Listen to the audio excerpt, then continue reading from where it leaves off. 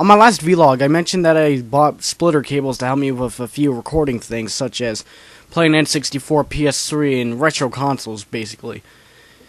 Well, shortly after I made that vlog, I recorded about 3 clips, one from a different console, one being the PS3, N64, and the Wii, to see how they would perform and how they would look in terms of recording and playability while recording. So, the following 3 clips you're going to see are the stuff I've captured, which unfortunately I haven't been able to work on this video in particular due to my exams, but since I'm officially out of school for the summer, I'm going to stop being lazy and actually make this fucking video, so let's begin. Now, the first game I tested out on the N64 was Doom 64, a game I actually recently bought in cartridge form for $10, which was a pain in the ass to find, but I'm glad I got it, because this is a great game, and I don't know why a lot of people hate it.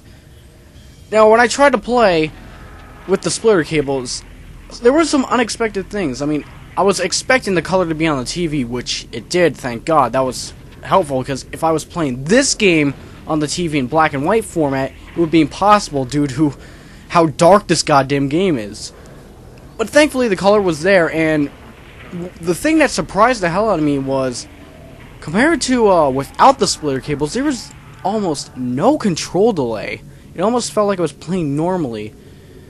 I think I did feel very, very minor control delay, but other than that, it played almost perfectly, which, in a game like this, you don't want controls to work against you.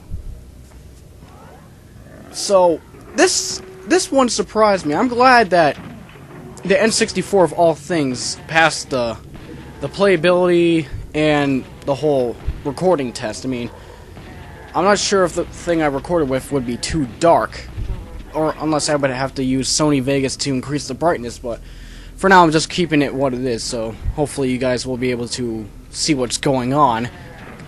So yeah, N64 passed the test with pretty much flying colors, so let's move on to the next system. The next thing I tested out was the PlayStation 3 with Ragdoll Kung Fu, and there were good things and bad things about this test. Good thing was, color was on the TV. Bad thing, control delay was still there. Originally, without the splitter cables, the control delay was pretty bad, and there was no color, so recording with PS3 was probably the biggest pain in the ass, along with the N64 and retro consoles. Well, the splitter cables, the color is now on the TV when I'm recording and playing, which is good, but compared to when it was black and white, the control delay is less, but still there. Meaning that I still feel control delays when playing, and compared to the black and white TV, it's not as bad, but still noticeable. And as for Ragdoll Kung Fu, I'm glad I bought this game for free for that one special week, because if I bought $10 for this, I would immediately ask for my money back. There's no online for this, which it should have had online. I mean, look at this. It's a freaking 4-player brawler. Without online, the game's pretty much just worthless.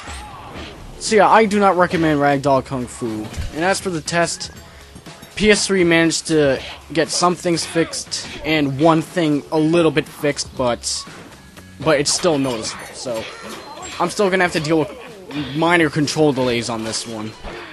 Now, the last console I tested out was the Nintendo Wii, because originally without the splitter cables I could not record footage of games like Super Metroid and Alien Soldier, which is being played right now. However, I could record N64 Virtual Console stuff, but if anything was like 2D and stuff, like Super Metroid or Mario Bros. 3, without the splitter cables, nothing would appear on the TV, and that was a bad thing. With the splitter cables, I can now play stuff on the TV with color, to be exact. However, there's control delay. Especially in a game like Alien Soldier, I freaking noticed, and that's why I'm playing like absolute shit in this clip. And I'm not that good at the game either. It's very fun, but I'm not good at it, because it's a difficult game, and it's coming from Treasure, the guys who made Gunstar Heroes and all these awesome games, but I'm glad that I can actually get proper footage of certain Virtual Console games now, but the control delay might be bad for me if I want to show off any good gameplay. Because my gameplay here is absolute garbage. So it's an upgrade and a downgrade with the splitter cables. The upgrade being that it's good that it can properly record with certain Virtual Console games. Downgrade being control delay was added in instead of left out.